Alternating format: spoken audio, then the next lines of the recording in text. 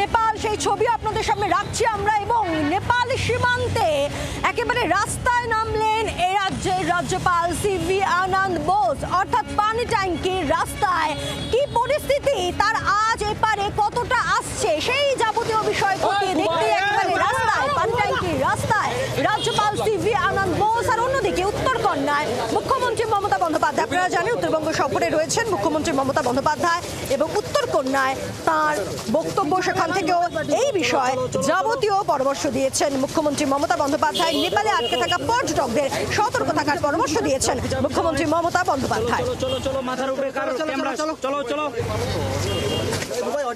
এখন কাকে যাওয়ার চেষ্টা করবো, এখন কি করি?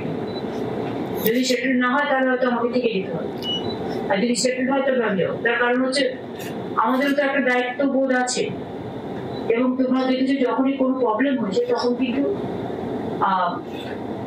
দুর্দিনে সাথী হওয়ার চেষ্টা করছে। সে রেল অ্যাক্সিডেন্টই হোক, সে জলপাইগুড়ি সাইক্লোনই হোক, সে মালির জলে ভেসে যাওয়াই হোক, যে কোনো ব্যাপারে। সারা দেশেরই কিছু পর্যটক আছে, ইনক্লুডিং বেঙ্গল।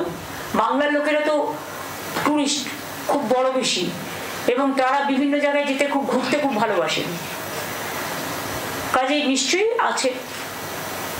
সেই আমাদের সাথে যারা যোগাযোগ করছে তাদের আমরা বলছি যে দুটো দিন একটু মানে হট করে বেরোবে না, একটু শান্তি হয়ে গেলে আমরা নিয়ে আসবো সবাইকে।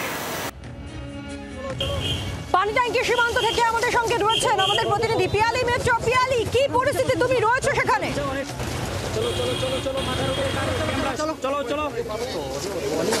দেখো, পরিস্থিতি গতকালকে বা গত পরশু দিন যা ছিল তার থেকে আজকে কিছুটা বেটার। সন্ধ্যেবেলা ছবিটা দেখাবো, যে ছবি সকাল থেকেই আমরা দেখেছি।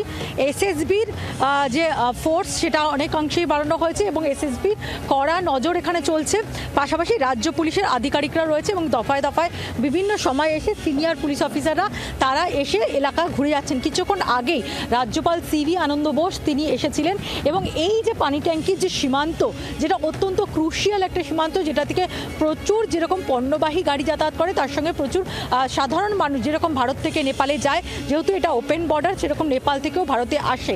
সেই জায়গায় নিরাপত্তাটাও কড়াকড়ি করা হয়েছে। রাজ্যপাল তিনি এসেছিলেন, এসে তিনি এসএসবির যারা আধিকারিকরা রয়েছেন তাদের কাছ থেকে তিনি গোটা পরিস্থিতিটা বোঝার চেষ্টা করেন, যে ঠিক যে জায়গায় এই বর্ডারটা রয়েছে সেখান থেকে একেবারে যেখানে অশান্তি গতকালকেও পর্যন্ত ছড়িয়েছিল তার দূরত্ব কতটা, কোনোভাবে সেখানে আরও পরিস্থিতি খারাপ হলে তার আজ এখানে পড়তে পারে কিনা, এসএসবির তরফ থেকে কি ব্যবস্থা নেওয়া হচ্ছে, সেই সমস্ত বিষয় কার্যত একটা অ্যাসেসমেন্ট তিনি নেন। এবং তিনি যেটা জানান যে ঘটনাস্থল তিনি ঘুরে দেখার পর তার যে সামগ্রিকভাবে যে পর্যবেক্ষণ, সেই সংক্রান্ত একটা রিপোর্ট তিনি স্বরাষ্ট্র মন্ত্রকের কাছে পাঠাবেন।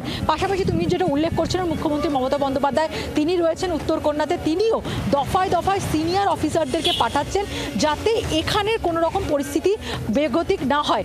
দুটো সমস্যা এখনো পর্যন্ত রয়ে গেছে। এক, যেহেতু তুমি জানো যে কাকরভিটার অর্থাৎ নেপালের দিকে কাকরভিটার যে কাস্টমসের যে দপ্তর সেটাকে সম্পূর্ণটাই পুড়িয়ে ছাই করে দেওয়া হয়েছে।